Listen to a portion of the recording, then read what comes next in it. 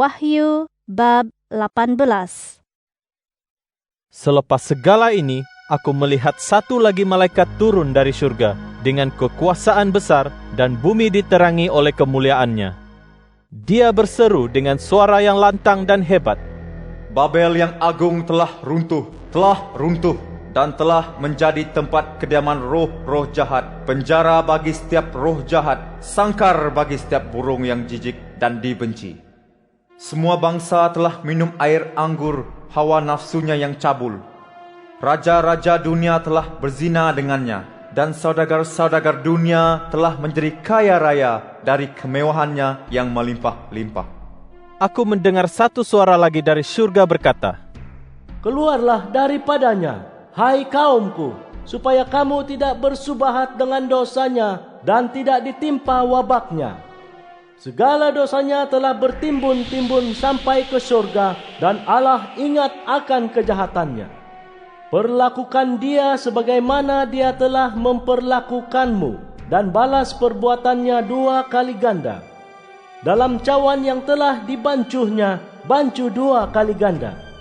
Sebagaimana dia telah memuliakan dirinya dan hidup mewah, sebanyak itulah diberikan dia kesengsaraan dan kesedihan. Kerana dalam hatinya dia berkata, aku bersemayam sebagai ratu, aku bukan balu dan tidak akan mengalami kesedihan.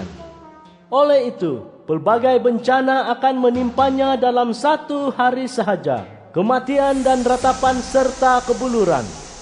Dia akan hangus dibakar dengan api, kerana Tuhan Allah yang menghakiminya amat perkasa.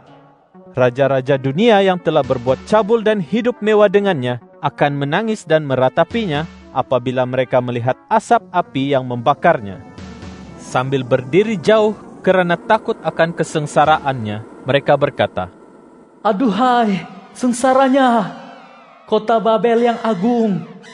Dalam sejam sahaja hukuman telah menimpamu.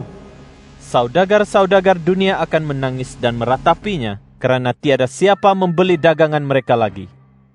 Dagangan emas, perak, permata dan mutiara, kain linen halus, kain ungu, kain sutra, dan kain kesumba, setiap jenis kayu yang harum baunya, segala bekas daripada gading, kayu indah, tembaga, besi dan batu marmar, juga kayu manis, rempah ratus, setanggi, minyak wangi, dupa, air anggur, minyak zaitun, tepung halus, gandum, dan lembu, domba, kuda, pedati, abdi, serta nyawa manusia. Mereka akan berkata, buah-buahan yang diidami oleh hati jiwamu telah lenyap dari matamu, dan segala benda yang mewah serta hebat telah terlepas dari tanganmu, dan kamu tidak akan mendapatkannya lagi. Saudagar-saudagar yang menjual segala dagangan itu, yang telah menjadi kaya raya kerananya, akan berdiri jauh kerana takut akan kesengsaraannya, sambil menangis dan meratap. Mereka akan berkata, aduhai, sengsaranya, kota yang agung itu, yang memakai kain linen halus, kain ungu, dan kain kesumba, serta dihiasi emas permata dan mutiara.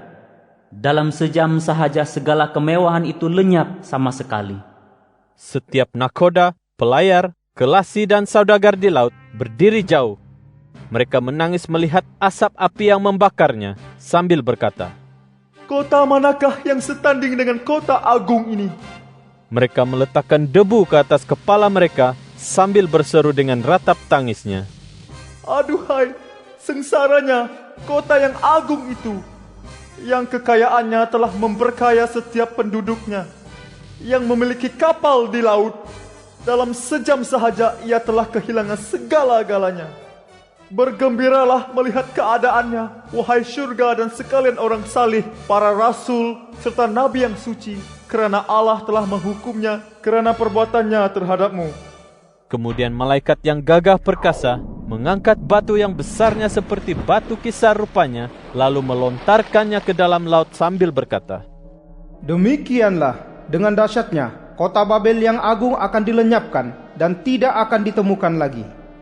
Bunyi orang bermain kecapi, seruling, serunai, dan sangkakala tidak akan kedengaran lagi di dalammu. Ahli-ahli seni pertukangan tidak akan terdapat lagi di dalammu. Bunyi batu kisar tidak akan didengar lagi di dalammu. Cahaya lampu tidak akan bersinar lagi di dalammu. Suara pasangan pengantin tidak akan kedengaran lagi di dalammu. Saudagar-saudagarmu dahulu orang besar-besar di dunia, kerana dengan kuasa sihirmu semua bangsa telah terperdaya. Di dalamnya telah didapati darah para nabi dan orang salih, serta semua yang telah dibunuh di bumi ini. Wahyu bab 19. Setelah itu, aku mendengar suara orang yang amat banyak di surga berseru lantang. Haleluya! Penyelamatan dan kemuliaan dan kuasa bagi Allah kita. Karena segala penghakimannya benar dan adil. Karena dia telah menghakimi pelacur besar yang telah mencemarkan dunia dengan perzinahannya. Dan dia telah menghukumnya karena menumpahkan darah hamba-hambanya. Mereka berkata lagi, Haleluya! Asap api yang membakarnya naik menjulang selama-lamanya. 24 orang tua-tua dan 4 makhluk itu pun sujud menyembah Allah yang bersemayam di atas takhta sambil berkata, Amin. Haleluya. Kemudian kedengaran suara dari takhta berkata, Pujilah Allah kita, hai kamu sekalian hambanya, dan orang yang takut akan dia, baik yang kecil maupun yang besar. Kemudian aku mendengar bunyi seperti suara orang yang sangat banyaknya, seperti deru air dan bunyi guruh yang amat hebat berkata, Haleluya! Kerana Tuhan Allah kita yang Maha Kuasa sedang bertahta. Bergembira dan bersukacitalah serta muliakan Dia, kerana saat perkahwinan anak domba telah tiba dan istrinya sudah menyediakan dirinya. Istrinya diberi kain linen yang halus, suci berseri-seri untuk dipakai. Kain linen yang halus melambangkan segala perbuatan benar yang dilakukan oleh orang saleh. Kemudian dia berkata kepadaku, Tulislah, diberkatilah mereka yang dijemput ke jamuan kahwin anak domba. Katanya lagi kepadaku, Inilah firman Allah yang benar. aku sujud di kakinya untuk menyembahnya, tetapi dia berkata, Jangan buat begitu. Aku hamba Allah sepertimu, dan seperti saudara-saudaramu yang memiliki kesaksian Yesus. Sembahlah Allah, kesaksian Yesus itu roh nubuat. Kemudian aku melihat surga terbuka dan kelihatan seekor kuda putih. Dia yang menunggangnya dipanggil setia dan benar, dan dengan keadilan dia menghakimi serta memerangi. Matanya seperti nyala api, dan di atas kepalanya terletak mahkota yang banyak. Ada satu nama tertulis padanya yang tidak diketahui oleh sesiapa pun selain dia. Dia memakai jubah yang bercelup darah dan namanya Firman Allah. Segala tentera surga berpakaian kain linen halus yang putih bersih, menunggang kuda putih mengiringinya. Sekarang dari mulutnya keluar pedang yang tajam untuk diparangkan kepada segala bangsa. Dia sendiri akan memerintah mereka dengan tombak besi. Dia sendiri menginjak pengirik air anggur kemurkaan Allah Maha Kuasa. Pada jubah dan pahanya tertulis nama, Raja segala raja, Tuan segala tuan. Kemudian aku melihat malaikat berdiri di matahari, berseru lantang kepada burung-burung yang terbang di udara. Marilah berhimpun untuk makan malam Allah yang maha besar. Kamu akan makan daging raja, panglima, orang berkuasa, kuda dan penunggangnya, dan semua orang, baik hamba maupun merdeka, baik kecil maupun besar. Aku melihat binatang itu, raja-raja dunia dan tentera mereka berhimpun untuk memerangi dia yang berkuda itu serta tenteranya.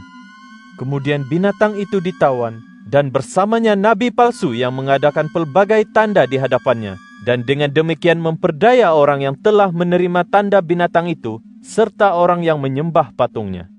Kedua-duanya dihumbankan hidup-hidup ke dalam lautan api yang menyala dengan belerangnya. Yang lain dibunuh dengan pedang yang keluar daripada dia yang berkuda. Burung-burung kenyang makan daging mereka. Wahyu bab 20. Kemudian aku melihat malaikat turun dari surga, tangannya memegang kunci jurang serta rantai yang besar. Dia menangkap naga, ular purba itu, yaitu iblis atau syaitan, lalu mengikatnya selama 1000 tahun. Dia menghumbankannya ke dalam jurang itu dan menutupnya serta memateraikannya supaya ia tidak dapat lagi memperdaya umat manusia hingga tamat tempoh 1000 tahun. Selepas itu, ia akan dilepaskan seketika. Aku melihat beberapa takhta, lantas orang duduk di atasnya dan diberi kuasa sebagai hakim. Aku melihat roh-roh orang yang telah dipancung kepala kerana memberikan kesaksian tentang Yesus Kristus dan firman Allah, yang tidak menyembah binatang itu atau patungnya, dan tidak menerima tandanya di dahi atau di tangan. Mereka itu hidup dan memerintah bersama Kristus selama 1000 tahun. Tetapi orang mati yang lain tidak hidup semula hingga genap masa 1000 tahun itu. Inilah kebangkitan yang pertama. Diberkatilah dan sucilah mereka yang dapat menyertai kebangkitan pertama. Kematian kedua tiada kuasa atas mereka. Mereka akan menjadi imam Allah dan Kristus, dan akan memerintah di sisinya selama 1000 tahun. Setelah tamat tempoh 1000 tahun itu, iblis akan dibebaskan dari kurungan. Dia akan keluar untuk menipu bangsa-bangsa di 4 penjuru bumi, Gog dan Magog, dan mengumpulkan mereka untuk berperang. Bilangan mereka seperti pasir di tepi laut. Mereka naik ke seluruh bumi dan mengepung perkemahan orang saleh serta kota yang dikasihi itu. Lalu Allah menurunkan api dari surga serta menghanguskan mereka. Iblis yang telah memperdaya mereka itu terus dihumbankan ke dalam lautan api dan belerang, tempat binatang dan nabi palsu telah dicampakkan. Mereka akan diseksa siang malam selama-lamanya. Kemudian aku melihat sebuah takhta yang besar berwarna putih dan Dia yang bersemayam di atasnya. Bumi dan langit lenyap, menghilang dari hadiratnya, dan tiada lagi tempat bagi kedua-duanya. Aku melihat orang mati, kecil dan besar, berdiri di hadapan takhta itu, dan kitab-kitab dibuka. Sebuah kitab lagi dibuka, yaitu kitab hidup. Orang mati itu dihakimi menurut perbuatan mereka berdasarkan segala yang tersurat dalam kitab-kitab itu. Laut menyerahkan orang mati yang di dalamnya, maut dan alam maut menyerahkan orang mati yang di dalamnya. Semuanya dihakimi menurut perbuatan masing-masing. Kemudian maut dan alam maut dihumbankan ke dalam lautan api. Inilah kematian kedua, yaitu kematian di lautan api. Sesiapa yang tidak tertulis namanya di dalam kitab hidup dicampakkan ke dalam lautan api. Wahyu bab 21. Aku melihat langit baru dan bumi baru, kerana langit dan bumi yang lama telah lenyap, dan laut pun tiada lagi. Kemudian aku, Yohanes, melihat kota suci, Yerusalem baru, diturunkan Allah dari surga, seperti pengantin yang terhias untuk suaminya. Aku mendengar suara lantang dari takhta berkata, Lihatlah, tempat kediaman Allah sekarang beserta manusia, dan Dia akan tinggal bersama mereka, dan mereka akan menjadi umat-Nya, dan Allah sendiri akan bersama mereka sebagai Allah mereka. Allah akan menghapuskan setiap titik air mata mereka. Tiadalah lagi kematian, kesedihan, dan tangisan. Tiada lagi kesakitan, kerana segala yang lama telah lenyap. Kemudian Dia yang bersemayam di atas takhta berkata, Lihatlah, aku telah mencipta segalanya baru. Dia berfirman kepadaku, Tuliskanlah, kerana kata-kata ini benar dan tepat. Firman-Nya lagi, Segalanya telah selesai. Akulah Alfa dan Omega, yang pertama dan yang terakhir. Aku akan memberikan mata air hidup kepada sesiapa yang dahaga. Sesiapa yang menang akan mewarisi segala-galanya. Aku Allahnya dan dia anakku. Tetapi mereka yang pengecut, tidak beriman, durjana, pembunuh, melakukan yang cabul, ahli sihir, penyembah berhala, dan semua pendusta akan dimasukkan ke dalam lautan yang menyala dengan api dan belerang. Inilah kematian kedua. Kemudian satu daripada 7 malaikat yang membawa 7 mangkuk berisi 7 wabak datang kepadaku dan berkata, Marilah, aku akan menunjukkan kepadamu pengantin, isteri anak domba. Dia membawaku dalam roh ke sebuah gunung yang besar dan tinggi, lalu menunjukkan kepadaku kota yang agung, Yerusalem yang suci, diturunkan Allah dari surga. Dipenuhi kemuliaan Allah. Cahayanya seperti batu yang amat berharga, batu yaspis, jernih seperti hablur. Tembok kota itu besar dan tinggi, dan berpintu 12, maka pada 12 pintu itu ada 12 malaikat. Di pintu itu tersurat nama 12 suku Israel. Di timur ada 3 pintu, di utara 3 pintu, di selatan 3 pintu, dan di barat 3 pintu. Tembok kota itu beralas 12, dan di atasnya ada 12 nama, yaitu nama 12 rasul anak domba. Malaikat yang bertutur denganku itu memegang batang pengukur emas untuk mengukur kota itu termasuk pintu dan temboknya. Kota itu 4 persegi, panjangnya sama dengan lebarnya. Dia mengukur kota itu dengan batang pengukur 1.400 batu, panjang, lebar, dan tingginya sama. Temboknya 144 hasta, menurut ukuran manusia, juga ukuran malaikat. Tembok itu diperbuat daripada batu yaspis, kota itu daripada emas tulin, seperti kaca yang jernih. Segala alas tembok kota itu dihiasi dengan pelbagai permata. Alas yang pertama yaspis, yang kedua batu nilam, yang ketiga batu akik putih, yang keempat zamrud, yang kelima batu unam, yang keenam akik merah, yang ketujuh ratna cempaka, yang ke-8 virus, yang ke-9 yakut kuning, yang ke-10 akik hijau, yang ke-11 batu lazuardi, dan yang ke-12 batu kecubung. 12 pintu itu diperbuat daripada 12 mutiara, yaitu setiap pintu itu sebutir mutiara yang sangat besar. Jalan di kota itu diperbuat daripada emas tulin, seperti kaca yang bening. Aku tidak melihat bait suci di dalamnya, kerana Allah, Tuhan yang Maha Kuasa dan Anak Domba, ialah bait sucinya. Kota itu tidak memerlukan sinaran matahari dan bulan, kerana kemuliaan Allah meneranginya, dan Anak Domba itu pelitanya. Semua bangsa berjalan dalam cahayanya, dan raja-raja di bumi membawa kemuliaan mereka ke dalamnya. Pintu gerbangnya tidak pernah ditutup pada siang hari, kerana malam tiada lagi. Kemuliaan dan kehormatan segala bangsa akan dibawa ke dalamnya. Tiada sekali-kali masuk ke dalamnya sesuatu yang najis, atau sesiapa yang melakukan perbuatan keji atau berdusta. Manusia yang masuk ke dalamnya hanyalah yang tersurat namanya di dalam kitab hidup Anak Domba. Wahyu bab 22. Dia menunjukkan kepadaku sebatang sungai air hidup, jernih seperti hablur, mengalir dari takhta Allah dan Anak Domba. Di tengah-tengah kota itu, di kiri kanan sungai itu terdapat pokok hayat yang berbuah 12 jenis setiap bulan. Daun-daunnya menyembuhkan umat manusia. Segala yang terlaknat tiada lagi.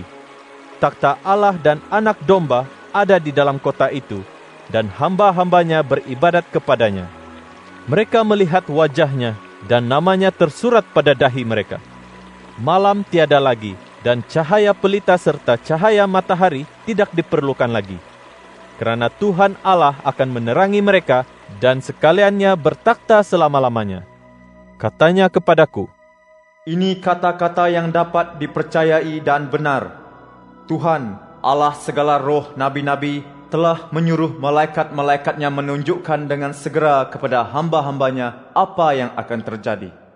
Ingatlah, aku akan datang dengan segera. Diberkatilah orang yang memeliharakan segala nubuat di dalam kitab ini. Aku, Yohanes, telah mendengar dan melihat segala hal itu. Apabila aku mendengar dan melihatnya, aku sujud hendak menyembah malaikat yang menunjukkannya kepadaku. Tetapi dia berkata kepadaku, Jangan buat begitu. Aku ini sesama hamba Allah sepertimu dan saudara-saudaramu, yaitu nabi-nabi dan sekalian yang memeliharakan kata-kata di dalam kitab ini. Hanya Allah yang harus kamu sembah. Katanya lagi kepadaku, Janganlah kamu meteraikan nubuat di dalam kitab ini, kerana masanya sudah hampir tiba. Orang yang berbuat jahat, biarlah dia terus berbuat jahat. Orang yang cemar, biarlah dia terus cemar. Orang yang benar, biarlah dia terus benar. Orang yang suci, biarlah dia terus suci. Ingatlah, aku akan datang dengan segera dan ganjaranku bersamaku, supaya setiap orang mendapat balasan setimpal dengan perbuatannya. Akulah Alfa dan Omega, yang pertama dan yang terakhir, yang di awal dan yang di akhir. Diberkatilah sekalian yang menyucikan pakaiannya, kerana mereka berhak menghampiri pokok hayat dan masuk ke dalam kota itu melalui pintu gerbangnya. Di luar terdapat anjing, ahli sihir, orang yang cabul, pembunuh, penyembah berhala, dan semua yang menyukai dusta serta menuturkannya. Aku, Yesus, telah menyuruh malaikatku memperlihatkan segala hal ini kepadamu untuk semua jemaat. Akulah tunas dan zuriat Daud dan bintang fajar yang bersinar. Roh dan pengantin perempuan itu berkata, Marilah. Orang yang mendengar haruslah berkata, Marilah. Orang yang dahaga haruslah datang. Sesiapa yang suka boleh mengambil air hidup itu dengan percuma. Aku bersaksi kepada setiap orang yang mendengar nubuat di dalam kitab ini, bahwa jika sesiapa menambahkan apa-apa kepadanya, Allah akan menambahkan baginya segala wabak yang tersurat dalam kitab ini. Dan jika sesiapa menggugurkan sepatah kata pun daripada nubuat ini, Allah akan menggugurkan bahagiannya daripada pokok hayat dan kota suci seperti yang tersurat dalam kitab ini. Yang bersaksi atas segala perkara ini berfirman, Ya, aku akan datang segera. Sesungguhnya, marilah engkau, ya Tuhan Yesus. Semoga kasih kurnia Tuhan Yesus menyertai sekalian orang saleh. Amin.